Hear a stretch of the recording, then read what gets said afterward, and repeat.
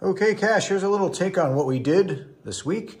And things you'll notice about playing chords right off the bat is that there's, a certain way to do things. And if we just kind of use an F chord, to demonstrate this, what you'll notice, if I'm trying to make it F major, then if you go from the F and you count 4 half steps, 1, 2, 3, 4, that's going to make it a major. And then up top you have 1, 2, 3. So it's 4, then 3, major, right? But then if we want to go the opposite way and go minor, then we would take that, go to A flat, and that leaves us with, starting from F, 1, 2, 3, creates the minor. And then up here, it's 1, 2, 3, 4, right? So it's a minor with 3 and then 4 is how that works. So major, 4, 3, minor, 3, 4, opposite way there. So that's just, something to notice, and you can use that anywhere. So if I just kind of pick any random, there we go, I just picked an E flat there. So if I want to do E flat major, then I would go 1, 2, 3, 4, and then just 1, 2, 3. So I'd play that. That gives me the major sound. Then if I took this one and moved it here, then it's 1, 2, 3, and then 4 to get up here. 1, 2, 3, 4. Minor. And then even one more you can do is if you want to take this and you can move it down half step, and then you get what's called a diminished chord, right? Like a train horn or, oh boy, intense part of the movie soundtrack, right? Look out, the train's coming.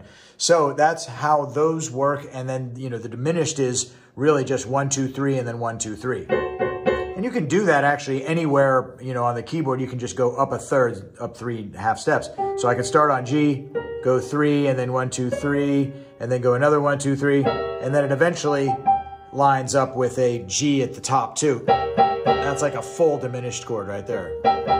Pretty intense sounding there. Then the other thing we talked about is the idea of doing a suspended,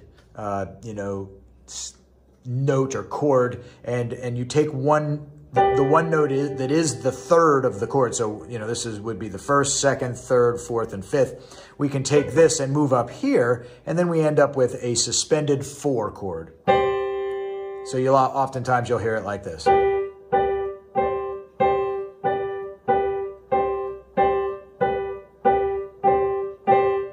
Right? And then you could go the opposite way. That's sus4. You could go sus2 instead. And that way you're still staying on the same chord. You're still playing a G. You can still have somebody playing a G there.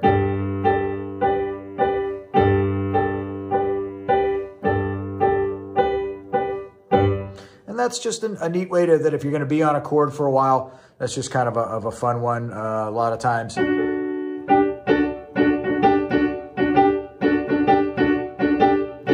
Like little riffs like that happen all the time. The 4 is especially popular in, more rock stuff. And then classical might have more 2s and 4s. Jazz also will have maybe more 2s, a little less of the 4s. Just depends on the style. Then the last thing we also talked about is, scale degrees. And if we started on a C, that's the easiest one. That's the first scale degree. Then what you do is you skip 1, go there, then you skip another, go there. So that's 1, 2, 3. And then between 3 and 4 is always a half step, right?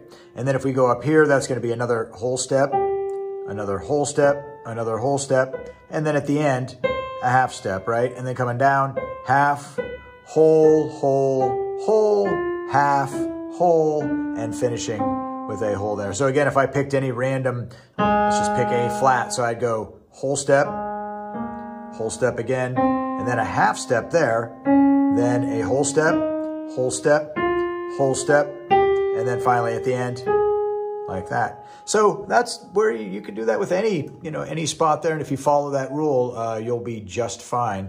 And okay, I think that's what we did this week. Good luck.